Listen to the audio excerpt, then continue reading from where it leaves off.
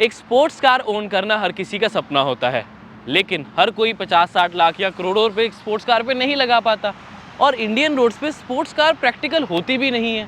लेकिन आज आपका सपना मैं पूरा करूंगा। मेरे पास है एक ऐसी कार जो कि फास्ट है, डेली लाइफ में प्रैक्टिकल भी है और ज़्यादा एक्सपेंसिव नहीं। लेकिन ऐसी कौन सी कार है? Now this is the Skoda Slavia. Skoda Slavia आपके लिए डेंजरस भी साबित होती है और वो कैसे बताता हूँ। अब स्कोडा स्लाविया में सेफ्टी फीचर्स तो बहुत ज़्यादा है, क्रैशलेस रेटिंग भी अच्छी खासी मिल गई प्लेटफॉर्म को, लेकिन एक बहुत बड़ा मेजर ड्रॉबैक है। द ओवरऑल पॉइंट वॉज कि पैडल शिफ्टर से आपका ड्राइविंग एक्सपीरियंस बहुत ज़्यादा स्पोर्टी हो जाता है, बट ये सिर्फ आपको दिखाने के लिए, प्लीज़ इसे ट्राई मत करें, प्लीज़ ऐसे ना चलाएं। माइलेज में आपको ACT टेक्नोलॉजी मिलती है, एक्टिव सिलेंडर टेक्नोलॉजी। अब स्कोडा स्लाविया में आपको मिलता है 1.5 लीटर का टर्बोचार्ज पेट्रोल इंजन जो कि जनरेट करता है 150 PS and 250 newton metres of torque. अब इस इंजन की सबसे खास बात है इसका नेचर, इसका कैरेक्टर, जो कि एक स्पोर्टी कैरेक्टर के साथ आती है, स्पोर्टीनेस आपको प्रोवाइड करती है। जब भी आप ओवरटेक करना चाहे कोई भी व्हीकल, आप बहुत इजीली तरीके से कर पाओगे। अब पैडल शिफ्टर्स का सबसे अच्छा बेनिफिट आपको यहाँ मिल जाता है। जैसे फोर्थ गियर अभी ड्राइव मोड पे चल रहा है, 2 बार स्विच डाउन किया एंड रेव। कुछ इस तरीके से आप इसका जो फन है वो यूज़ कर सकते हैं। इतनी जल्दी इतनी ज़्यादा स्पीड इसने अचीव कर ली, बट ये रोड ज़्यादा स्पीड अचीव करने के लिए नहीं है, तो मैं इस पर थोड़ा सा ध्यान से ही रहूँगा।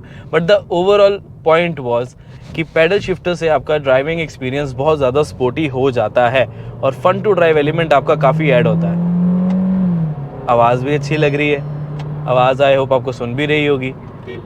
तो जो ये कॉम्बिनेशन है ना, this is absolutely amazing. 150 PS 250 newton metre torque और वो भी 7 स्पीड DSG ट्रांसमिशन के साथ। इससे अच्छा स्पोर्टी एक्सपीरियंस आपको नहीं मिलने वाला, ये बात तो पक्की है। जो RPM बैंड्स की भी स्पेसिफिकली अगर मैं बात करूँ, 5000 RPM से इसकी पीक पावर कंपनी कहती है, बट अभी RPMs का तो उतना ज़्यादा आइडिया लग नहीं पाता। बट मैं फिर भी यहाँ पर आपके लिए इसके वर्चुअल कॉकपिट में RPMs भी दिखा देता हूँ। और मुझे पर्सनली लगता है कि टॉर्क का ज़्यादा कमाल है। पावर तो अच्छी खासी है ही है, लेकिन 250 न्यूटन मीटर का टॉर्क जो है वो करीब 1400 RPM से ही मिलना शुरू हो जाता है और 3000 से 4000 RPM तक तो आराम से जाता है। और मतलब पीक पावर रहती है, जाने को तो रेड लाइन तो 6 पे ही करेगा, लेकिन जो एक्सपीरियंस है ये बहुत बढ़िया आपको मिल जाता है। चलो एस्टर ने जगह दी, सी थर्ड गियर शिफ्ट डाउन, वो इस तरीके से आप रेव करके बहुत जल्दी अच्छे तरीके से अपनी जगह बना सकते हैं और आपको एक्सप्रेशन की कमी कभी भी महसूस नहीं होगी। यही आपको इसमें सुपीरियरनेस फील होती है। अब यही चीज़ मुझे, क्योंकि टॉर्क इंस्टेंट मिल जाती है इलेक्ट्रिक व्हीकल्स में, तो वो मुझे पर्सनली बहुत अच्छा लगता है। इसमें अब इंस्टेंट नहीं है, लेकिन क्या कमाल की टॉर्क मिलती है, तो वो हर किसी को पसंद आती है, ये बात तो पक्की है। इंजन की नॉइस भी आपको पसंद आएगी। आप जैसे जब मर्ज़ी इसको चलाएँ, जैसे मर्ज़ी चलाएँगे, तो आपको जब आप नॉर्मल चला रहे हो, यानी कि daily life routine practical life में, तब रिफाइंड है तो ज़्यादा नॉइस वाइब्रेशंस नहीं आती। रेव डाउन करो, एक्सलेशन पाओ, पावर ही पावर। नाइस ना? आई होप आपको अच्छा खासा आइडिया लग रहा होगा। इससे ज़्यादा नहीं करेंगे, काफ़ी स्पीड हो गई, थोड़ा सा कंट्रोल ऋषभ। बट ये सिर्फ आपको दिखाने के लिए, प्लीज़ इसे ट्राई मत करें, प्लीज़ ऐसे ना चलाएं। मुझे भी सिर्फ ट्राई करना होता तब चलाता हूँ, वैसे नहीं, मतलब आप लोगों को दिखाने के लिए ही ये इस तरीके की ड्राइविंग की जाती है, बट हम इसको बिल्कुल भी रेकमेंड नहीं करते हैं। This is a very powerful engine, तो थोड़ा सा रिस्पॉन्सिबिलिटी चलाना भी हमारा जिम्मा या हमारी ड्यूटी बन जाती है, हमारी रिस्पॉन्सिबिलिटी बन जाती है। देखो ऐसे लोग मिल जाते हैं, जब ऐसे लोग मिले तो अच्छा ना, स्पीड लो थी, सोचो ज़्यादा होती, ब्रेक लगाने कितनी मुश्किल हो जाती।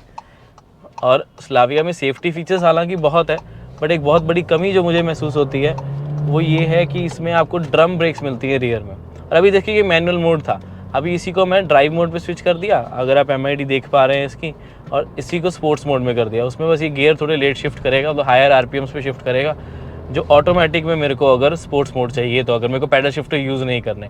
बट जो ट्रू कार एंथुजियास्ट होगा वो डेफिनेटली पैडल शिफ्टर्स का इस्तेमाल करेगा ही करेगा।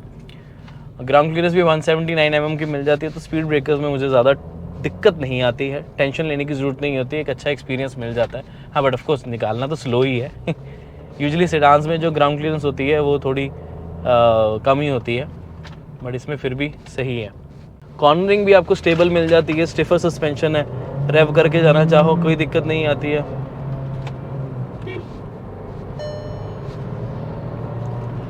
हालांकि मैं ऐसी ड्राइविंग बिल्कुल भी रेकमेंड नहीं करता हूँ, तो अब मैं बस और नहीं करूँगा।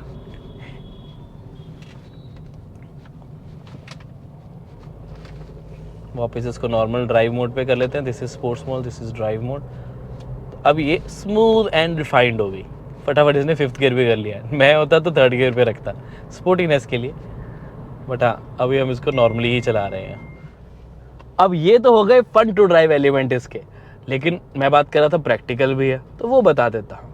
प्रैक्टिकल के लिए सबसे इंपॉर्टेंट हो जाता है कंफर्ट और माइलेज। माइलेज में आपको ACT टेक्नोलॉजी मिलती है, एक्टिव सिलेंडर टेक्नोलॉजी। अब ये जो इंजन है ये 4 सिलेंडर इंजन है। अगर कम इंजन को लगता है कि भाई मेरे को पावर ज़्यादा नहीं देनी, तो उस टाइम पे ये 2 सिलेंडर्स पे शिफ्ट हो जाता है। 2 सिलेंडर्स कंप्लीटली कट ऑफ कर देता है, डीएक्टिवेट कर देता है, विच मीन्स आपकी माइलेज बढ़ जाती है। अब यहाँ पर ये टेक्नोलॉजी काम कब करती है? जब आप क्रूज पे होते हो या थोड़ा आराम से, जैसे इस टाइम पे एक्टिव सिलेंडर टेक्नोलॉजी काम कर रही है, उसने 2 सिलेंडर ऑफ कर दिए।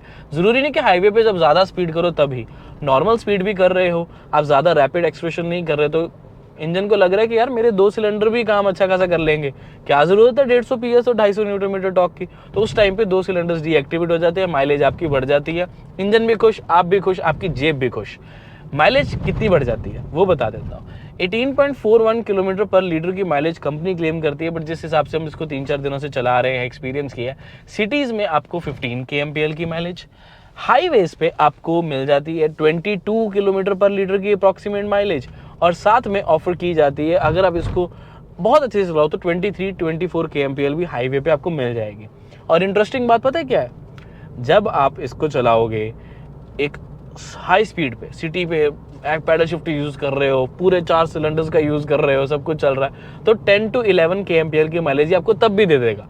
तो मुझे लगता है कि स्पोर्ट्स कार तब वो चीज़ नहीं कर पाती जो ये कर पाती है, बिकॉज परफॉर्मेंस स्पोर्ट्स कार वाली मिल जाती है, माइलेज आपको फिर भी एक स्पोर्ट्स कार और सेडान के बीच में कहीं मिल जाती है, बिकॉज स्पोर्ट्स कार को इस तरीके से चलाओगे तो 4-5 किलोमीटर पर लीटर से ज़्यादा वो नहीं दे पाएगी।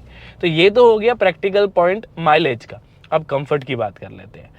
हाई ग्राउंड क्लियरेंस की मदद से आपको एक एश्योरिटी मिलती है कि पॉट होल्स या स्पीड ब्रेकर पे टच नहीं करेगी। 179 mm का इस पे ग्राउंड क्लियरेंस ऑफर किया जाता है कंपनी की तरफ से, which is a really good number, if I am not wrong, एक अच्छा नंबर आपको मिल जाता है।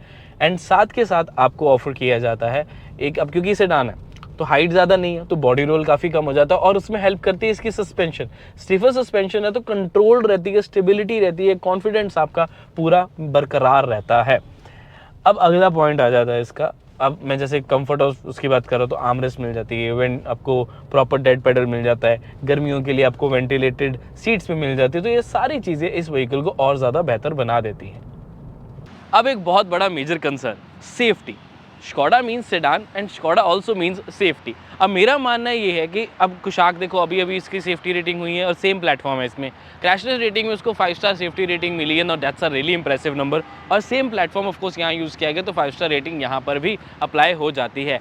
अब इतना ही नहीं, कंपनी की तरफ से बेस मॉडल में भी और वैसे भी बहुत सारे सेफ्टी फीचर्स और प्रोवाइड किए जाते हैं। ऑफकोर्स ABS ABD तो है ही, ड्यूल एयरबैग्स तो बेस मॉडल शुरू है, लेकिन 6 एयरबैग्स आपको इसमें मिल जाते हैं, इलेक्ट्रॉनिक स्टेबिलिटी कंट्रोल है, हिल होल्ड जैसे फीचर्स आपको मिलेंगे, automatic headlamps, automatic rain sensing wipers, आपको मल्टी कोलिजन ब्रेक भी मिल जाती है, जिसमें अगर कभी एक्सीडेंट हो जाए तो गाड़ी ऑटोमेटिकली ब्रेक लगाती है कि इम्बैलेंस होकर कहीं और ना जाए, तो वो आपको बेस मॉडल से फीचर मिलना शुरू हो जाता है। और उसके साथ साथ आपको यहाँ पर ऑफकोर्स जो फीचर्स मिल जाते हैं सेफ्टी के, सारी लिस्ट आपके लिए यहाँ पर लगा देता हूँ। और इवन जो इसकी डिस्क ब्रेक्स है उसमें भी आपको जो वाइपिंग का फीचर है वो ऑफर किया जाता है, ताकि बारिश में ज़्यादा पानी या मड या मतलब ज़्यादा क्रोजन ना हो, वहाँ पर ज़्यादा इकट्ठी चीज़ें ना हो, वो साथ साथ साफ़ होती रहें, ताकि आपकी ब्रेकिंग डिस्टेंस हमेशा एक सेफ़ डिस्टेंस रहे।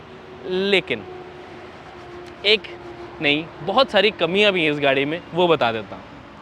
अब कुछ ऑनेस्ट कमियां भी आपको यहाँ पर बता देता हूँ। अब मैसिव 521 लीटर्स की बूट स्पेस तो ऑफर की जाती है, अच्छी खासी स्टोरेज है, सामान रखना काफ़ी ईजी है, बड़ी जगह मिल जाती है, लेकिन स्कोडा स्लाविया आपके लिए डेंजरस भी साबित होती है, और वो कैसे बताता हूँ। अब मैंने इस बूट को ओपन करना, ठीक है, मैंने ओपन किया और मैंने इसको इस तरीके से छोड़ दिया, देखा कि कैसे वापस आ रही है। मेरे पास ये 3-4 दिन से व्हीकल है, ठीक है, अगर तो मैंने इसको पकड़ के यहाँ पूरा सेट कर दिया फिर ये फिर भी टिकी रहती है, लेकिन अगर मैंने ऐसा नहीं किया, नॉर्मल ओपन हुई तो ये वापस आ जाती है और ये बहुत ज़ोर से सिर पे बजता है। अब मैं सामान रख रहा हूँ, ठीक है, मैंने सामान रख लिया, अच्छा चल ठीक है, अब मैं बाहर निकलना चाहता हूँ, ये नीचे आ चुका, तब तक ये मैंने छोड़ देता, ये नीचे, ये अगर थोड़ा सा भी ऐसे तो ये नीचे आ चुका, मुझे नहीं पता, और ये सिर पे बहुत ज़्यादा ज़ोर से बजता है। इनफैक्ट एक और चीज़ दिखाता हूँ, प्रैक्टिकल चीज़ है, मेरे को की से इसकी बूट ओपन करनी है, मैंने दबा के रखा, बूट ओपन हो गई, लेकिन ये ऊपर जाके लॉक नहीं लगा, ये ऐसे ही वापस आएगी। तो ये हाइड्रोलिक्स ना होने की वजह से एक बहुत बड़ा ड्रॉबैक है और कहीं ना कहीं ये सेफ़ नहीं है, तो आपको थोड़ा ध्यान रखना पड़ेगा। इस तरह की कार्स पे मुझे ये चीज़ थोड़ी कमी लगती है कि प्रॉपर एक लॉक मैकेनिज्म थोड़ा सा होना चाहिए ताकि ये टिक जाए यहाँ पर, और पर्सन ने ऐसे लगा दिए तो ये वापस ना आए, तो मैं ईजिली सेफली सामान रख पाऊँ। अब स्कोडा स्लाविया में सेफ्टी फीचर्स तो बहुत ज़्यादा है, क्रैशलेस रेटिंग भी अच्छी खासी मिल गई प्लेटफॉर्म को, लेकिन एक बहुत बड़ा मेजर ड्रॉबैक है। फ्रंट में डिस्क ब्रेक्स हैं, यस, बट पीछे ड्रम ब्रेक्स। अब मुझे समझ नहीं आता कि स्कोडा वालों को यहाँ पर कॉस्ट कटिंग करने की क्या ज़रूरत पड़ गई। The Slavia has a 1.5 litre petrol turbocharge engine, 7 speed DSG मिल जाता है, पैडल शिफ्टर्स मिल जाते हैं, लेकिन परफॉर्मेंस के साथ ब्रेकिंग भी तो सुपीरियर होनी चाहिए। अब यहाँ पर कॉस्ट कटिंग ये मुझे बहुत चुभी, to be very honest. Boot वाला समझ आता है, फीचर्स वाला समझ आता है, डिस्क ब्रेक रियर में होनी ज़रूरी थी। एंड आई रियली होप अगर स्कोडा वाले ये वीडियो देख रहे हैं, जो आई थिंक देख ही रहे होंगे, बट ये वाली गाड़ी जब फेसलिफ्ट वर्जन आएगा तो प्लीज़ पीछे डिस्क ब्रेक ज़रूर दे देना। अब स्कोडा स्लाविया में आपको प्लेंटी ऑफ स्टोरेज स्पेसेस भी मिल जाती हैं, साइड पॉकेट्स जहाँ पर बॉटल रख सकते हो, साइड पे फ्लैप दिया गया है अपनी फाइल्स के लिए, आगे देखोगे तो ड्राइवर के लिए अलग से वॉलेट वाली ऑप्शन दी गई है, यहाँ अपने कॉइन्स रख सकता है। साइड पे आपको ऊपर की तरफ देखने को मिलेगा एक स्मार्ट टिकट होल्डर जो ज़्यादा जगह नहीं लेता। ऑफ कोर्स आपको मिल जाती है यहाँ पर सेंट्रल कंसोल के ऊपर डैशबोर्ड पे आपको सामान रखने की जगह है, फ्लैट सरफेस है, टॉवल वगैरह इजीली रख सकते हो। हालांकि सेंटर में मैं सजेस्ट नहीं करूँगा कि कोई बड़ी चीज़, हैवी चीज़ मोबाइल रखो, यहाँ पर गणेश जी लगवा लेना, बड़े प्यारे लगेंगे।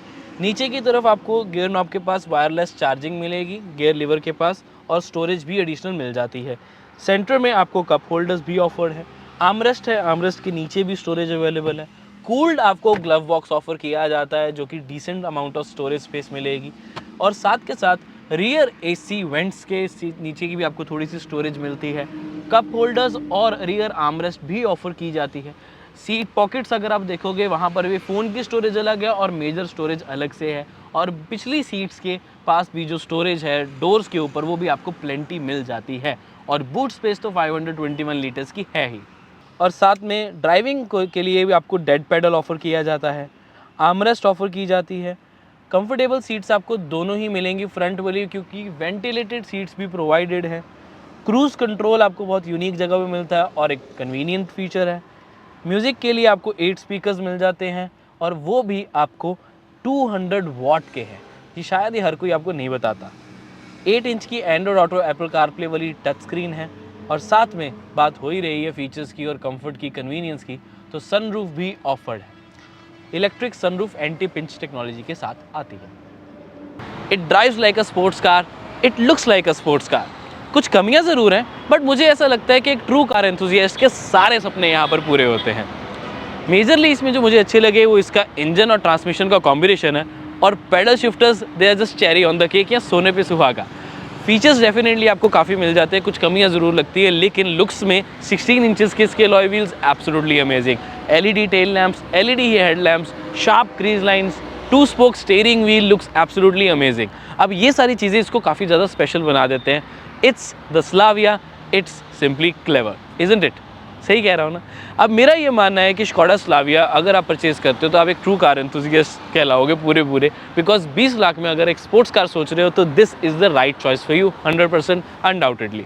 20 लाख में आपको एक स्पोर्ट्स कार वाली पूरी फील देगा, दिखने में आपको अच्छी खासी मिल जाएगी, स्पोर्टी कलर ऑप्शंस भी अवेलेबल है जिसमें रेड है, ब्लू है। उम्मीद है वीडियो आपको अच्छी लगी होगी, मेरे ओपिनियन के साथ आप भी मैच करते होगे। मैं मिलता हूँ आपसे अगली वीडियो में, until then drive safe, take care, bye bye.